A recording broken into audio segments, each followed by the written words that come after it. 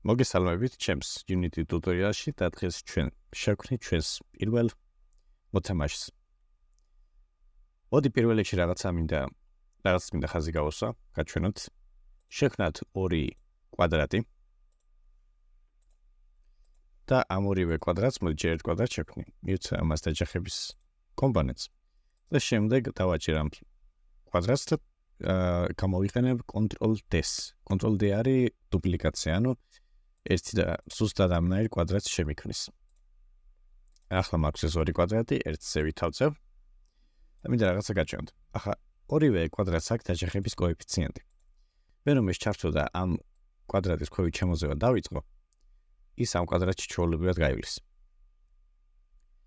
რატო ხდება ახლა ეს? მოდი სანამ რაიმეს კიდევ ვიტყვი, ამ კვადრატს, ზედა კვადრატს დავამატებ ფიზიკის კომპონენტს. ოღონდ გრავიტაციას გავუთიშა. Gravity scale. გრავიტაციას რომ ავამატებ, ბოლოს ამრავლებს აი ამ რიცხვზე. Gravity scale იყო თავიდან 1-დან 0-ზე რო დავაყენო, გრავიტაცია იქნება 0. ამიტომ უბრალოდ difference აერში. ახლა ეს რო ჩავთო მე და დავიწყო ამის ქვევით დაშვება. ნახეთ რა მოხდება? აღარ გადის ამ მეორე კვადრატში. რატო ახლა ასე? ეს დაჯახების კომპონენტი ზუსტად იმას გააკეთებს, რაც წინაზე ვთქვი. უბრალოდ განსაზღვროს რა შეგიძლია დავეჯახოთ და რას არა. მაგრამ ორნაირი დაჯახება გვაქვს ჩვენ აქ. ერთი არის, როდესაც გაშეშებულია ობიექტი და მეორე არის, როდესაც ობიექტი მოძრაობს. და დაჯახება და ისეთი დაჯახება, სადაც მოძრაობა არის გათვალისწინებული, მაგ ყველაფერს აკონტროლებს rigid body 2-დან.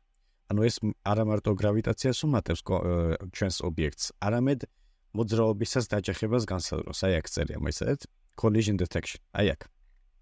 მოძრაობისას განსაზღვროს დაჯახებას. ამიტომ ჩვენ ამის გამოყენება გვინდა, როდესაც ჩვენს მოთამაშეს და მოთამაშეს თუ არა, ორ შემთხვევაში, როდესაც ჩვენ ბურთს შევქმნით, იმიტომ რომ ბურთი იქნება მოძრავი და როდესაც დაეჯახება ჩვენს მოთამაშეს, გვინდა რომ მართლა დაეჯახოს და შემდეგ აისხლიტოს ბურთი და სხვაგან წავიდეს. ამიტომ ახლა რადგან პატარა შესავალი გავაკეთე, მოდი ერთი კვადრატი დავტოვოთ. გადავარქვათ ამას სახელი აი აქ.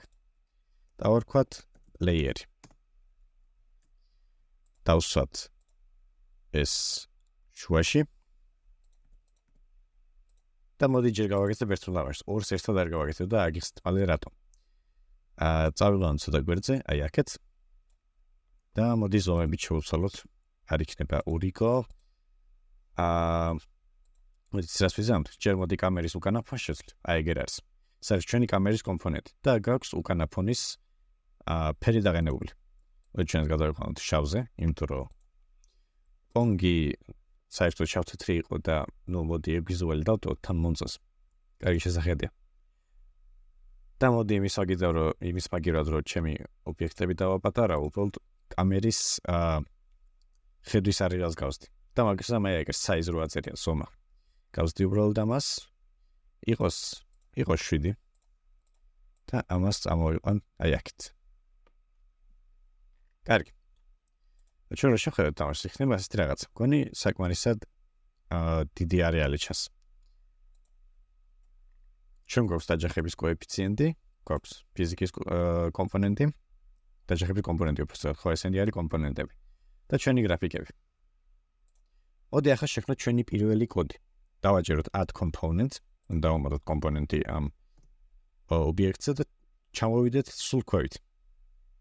აწერია აქ new script. დავაჭეროთ ამას და დავარქვათ ჩვენს კოდს რაიმე სახელი. მოდი ამას დავარქვე მოძრაობას, ანუ movement. დავაჭერ enter-ს. ცოტა დრო დაჭირდება და შემდეგ დავიწყებთ კოდის წერას. მოგლეთ ჩვენი კოდი შეიქმნა, ჩვენი სკრიპტი და ახლა მოდი ამას ორჯერ დავაჭიროთ. ამას კი არა, აი ამას. გაიხსნება ჩვენი Visual Studio. მოგლეთ გადავინაცვლოთ ჩვენ კოდში. ახლა აქ არის რამდენიმე განსახილველი. პირველ რიგში არის ეს using. რა არის ეს? Unity-ს აქვს თავისი, მოდი ასე ვთქვათ, ბიბლიოთეკა. ბევრი რაღაცა აქვს ჩაგდებული, რომ სამუშაო უფრო მარტივი გახდეს. აი მაგალითად არის start და update ფუნქციები. რას აკეთებს start და update ფუნქციები? აქ რა კოდსაც ჩაწერ start-ში. როდესაც თამაში ჩაირთვება, მაშინ გაუშვებს აი აქ ჩაწერილ კოდს, აი აქ რასაც ჩავწერ ნებისმიერ რამ. ხოლო აი აქ რასაც ჩავწერ update-ში. აი თუ მაგ მაგალითად 60 FPS. ამ აქ რა კოდის ეწერება, იმ კოდს გაუშვებს 60 ჯერ წამში. ანუ რამდენი ფრეიმიც იქნება, იმდენჯერ გაუშვებს იმ კოდს. ამიტომ 120 FPS რომ მქონდეს, 120 ჯერ გაუშვებს 300 წამში და ასე შემდეგ. აი ეს using-ი, ხო, ნუ ეგ არის. ეს using-ი რო წაუშალო, ეს void start და void update აღარ იქნება და აი არც ეს რაღაც. ამიტომ მოდი ახლა დავუბრუნებ მას. და ესენი არის ცოტა ფერი აქ წასული. ამიტომ ეს გვეუბნება, რომ ამათი გამოყენება არ სჭირდებაო და მოდი წავშალოთ. შემთხვევაში ესენი არ სჭირდება. ეს არის კომენტარი, რასაც ჩვენ ვისაუბრეთ თუ არ ვსწავლები მეორე ვიდეოში. ამას პროგრამაზე არანაირი ზემოქმედება არ აქვს, ეს არის უბრალოდ პროგრამისტისთვის, რომ რაღაცეები ჩაიწეროს თავის. მაგალითად, ანუ ეს არის ჩემი კომენტარი. შემიძლია აქ დავაწერო რაც მინდა. მოდი ამ კომენტარს წავშლი და პრინციპში, ნუ ესენი ამათაც წავშლი. გავარკვიეთ სტარტი რა არის, გავარკვიეთ რა არის update. მოდი ახლა დავწეროთ ჩვენი პირველი კოდი. ჯერ გავტესტოთ თუ მუშაობს ყველაფერი და მერე ნენდელა გავაგზავნებთ. როგორმე ამოძრავებს მოთამაშის. ახლა სანამ კიდე დავიწყებ წერას, თუ აქ გიყვით, გიცეცრებთ რაღაცეებს და ერორებს გიწერთ, გადადით აქ, რაც წინა ვიდეოში ვისაუბრე ამაზე, edit, preferences და external tool-ში აქ უნდა იყოს მონიშნული Visual Studio. თორე Unity-სთან კოდების წერას ვერ შეუძლებთ. კარგი, მოდი ახლა დავუბრუნდეთ ამას და დავწეროთ ესეთი რაღაც. Debug.Log. ჯერ ვნახოთ რა საკეთებ და შემდეგ გავხსნი რა არის. დავწეროთ hello world. ბოლოში წერტილი მძიმე. ნებისმიერ ხაზს რასაც დავამთავრებთ, უნდა მივწეროთ წერტილი მძიმე. დავუბრუნდეთ ახლა აქ. და ახლა რომ ჩავრთავთ ჩვენ თამაშს. აი, კონსოლს რო დავაჭერთ აი ეგრე. ეგრე დაეწერა hello world. კონსოლში გამოგვაქვს ბევრი ესეთი ინფორმაცია, რაც საჭირო იქნება ჩვენთვის. ერორებს აქ გამოყრის, გაფრთხილებას აქ გამოყრის და ჩვენ რასაც ვეთქვით რომ გამოყაროს, იმასაც გამოყრის და დაგვიწეს. ეს რო გავაჩეროთ, ეხლა ხსნი რა გავაკეთეთ. პრინციპში რა გავაკეთეთ, აგერ ხედავთ, მაგრამ აი კოდზე გულისხმობ. ჩვენ გვაქვს Unity-ში კლასი Debug-ი. ხოლო ამ კლას Debug-ში არის ფუნქცია log-ი, რომელსაც აი კონსოლში გამოაქვს ტექსტი. და შემდეგ ფრჩხილებში უნდა მივუწეროთ რა ტექსტის გამოტანა გვინდა, რომში გახსენოთ ყველა ტექსტური მონაცემი იწერება ფრჩხილებში. ამიტომ დავწეროთ ჩვენ გავხსენით ფრჩხილები და ჩავწეროთ hello world. აქ შეიძლება ნებისმიერი სხვა ტექსტი ჩავწეროთ. მაგალითად, ეს არის ჩემი პლეიერი. და უნდა ვუნდე ახლა მე Unity-ში და ეწერა აი this is my player. კარგი. ხავადი ნენელა რო საინტერესო რაღაცებს გადავიდეთ, მოდი ამ კოდს წავშლი. და დავუბრუნდეთ აი აქ, სანამ void starts და void update-ში დავიწყებთ წერას. მოდი შევქმნათ ცვლადი, სადაც ჩვენ ჩავწერთ თუ რა სისწრაფით შეიძლება მოთამაშეს იმოძრავს. ამიტომ მოდი დავწერ, პირველ რიგში ეს მინდა იყოს private-ი. თავიდან შეიძლება ცოტა რთული გასაგები იყოს, რატო უწერთ წინ private-ს ან public-ს, მაგრამ იგეშოთ, რომ ჯერჯერობით ყველაფერს მიუწეროთ წინ private-ი. და შემდეგ, როდესაც დაგჭირდება public-ი, იქ ახსნი თუ რა განსხვავება მათ შორის და რისთვის გამოვიყენოთ private-ს და რისთვის public-ს. ამიტომ მოდი ჯერჯერობით ესე ვწეროთ. ყველაფერს მიუწეროთ წინ private-ი. ამიტომ ეს იყოს private, შემდეგ ცვლადის ტიპი. ამ შემთხვევაში მოდი float-ი იყოს. Float-ში ჩვენ შეგვიძლია ნებისმიერი რაციონალური რიცხვი ჩავწეროთ. ანუ 1 შეიძლება, 2 შეიძლება, 5.5 შეიძლება და ასე შემდეგ. და დავარქვათ სახელი. მოდი დავარქვე მოძრაობის სისწრაფე, movement speed. და ეს უდრის და რაიმე რიცხვი გადადი. ხო, ეს იქნება ჩვენი მოძრაობის სისწრაფე. მაგრამ ჩვენ შეგვიძლია ეს რაღაცა გავაკეთოთ Unity-ში. გადავიდეთ private-ის უკან. გავხსნათ 5 კუთხედი ფრჩხილები. და შეგნით ჩავუწეროთ SerializeField. ახლა ეს რას აკეთებს? და ჩვენ შეგვიძლია ეს მნიშვნელობა ბოლოში წავაშალოთ. საერთოდ ჩვენ შეგვიძლია ცვლადები ისე შექმნათ, რომ მნიშვნელობა არ მივუწეროთ. რატო ვაკეთებ ამას? ამას რომ შევინახავ და გადავალ Unity-ში. და აი ახლა როგორც დაინახავთ, აი გამოჩნდა ჩვენი ცვლადი movement speed. და შეგვიძლია მისი მნიშვნელობა აი აქვე დავარეგულიროთ, რომ ბევრი აღარ ვიწოლოთ შემდეგ კოდების წერისას. თამაშის ჩართვის დროსაც ჯერ არ მოძრაობს კაცი, მაგრამ რომ შევხედოთ, რომ შევალჩენთ თამაში. აი ჩვენ შეგვიძლია ამის მნიშვნელობა სევით და ქვევით ამოძრავოთ როგორც გვინდა თამაშის დროს. ეს ძალიან გამოსადეგარია, როდესაც როცა კატესტვა გვინდა, ბევრი რამის და ყოველ ჯერზე გათიშვა და ჩართვა არ გვინდა. მაგალითად, სისტრაფე რო არ მომეწონა, შემიძლია თამაშის დროს იქვე დავარეგულირო და გავიგო, რომელი სისტრაფე იქნება ოპტიმალური. და მოდი ახლა თავდაპირველად დავაბრუნოთ და ხო კიდევ ერთი რაღაცა. როდესაც თამაშის დროს შეცვლიათ მნიშვნელობებს, რომ გამოხვალ ყველაფერი ისე დაბრუნდება, როგორც თამაშის ჩართვამდე იყო. სანამ ჩართვამდე იყო ეწერა 10 და რომ გამოვედი თამაშიდან ისევ 10 დაუბრუნდა მნიშვნელობა. კარგი. მოდი ახლა დავუბრუნდეთ Unity-ში. კაი, ჩვენ გვაქვს ეს ცვლადი. რაც არის ძალიან კარგი. ახლა მოდი ზევით მივუწეროთ ეს რაღაცა. ჩვენს rigid body components Unity-ში აქვს ესეთი მაჩვენებელი. info-ში თუ ჩავალთ ეგეწერება. velocity, სიჩქარე. შეგვიძლია ჩვენ განსაზღვროთ თუ რა სიჩქარით იმოძრავებს ეს მოთამაშე. აგერ არის x-y-ზე რა სისწრაფით იმოძრავებს და y-ზე რა სისწრაფით. აქ ჯერჯერობით 0-დან 0. თუმცა თამაშის დროსაც ასე იქნება, იმიტომ რომ არ მოძრაობს. ჩვენ თუ ამ სისწრაფეს შევძლით, ბუნებრივია რომ ის იმ სიჩქარით ამოძრავდება. ამიტომ ჩვენ შეგვიძლია ჩვენ კოდში ავიღოთ ეს კომპონენტი და ვუთხრათ, რომ როდესაც რაიმე ღილაკს დავაჭერთ, მაგალითად შევცვალოთ ამ rigid body component სისწრაფე და ჩვენი მოთამაშე ამოძრავდება. დავუბრუნდეთ ახლა კოდს და ეს რაღაც დავწერ. დავწერ rigid body 2D და დავარქვევ რაიმე სახეს. ბევრი აწეს RB-ს.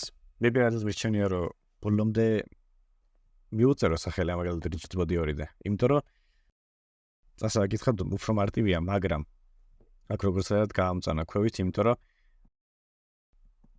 Unity-ში უკვე არსებობს rigid body ცვლადი. rigid body 2D, ამიტომ დავარქვევ უბრალოდ RB-ს. ამ საკითხზე მე კიდე დავუბრუნდები. მაგრამ იყოს ეს RB და მოდი წინ ჩვენ მივუწეროთ ოთხკუთხედი ფრჩხილები და SerializeField.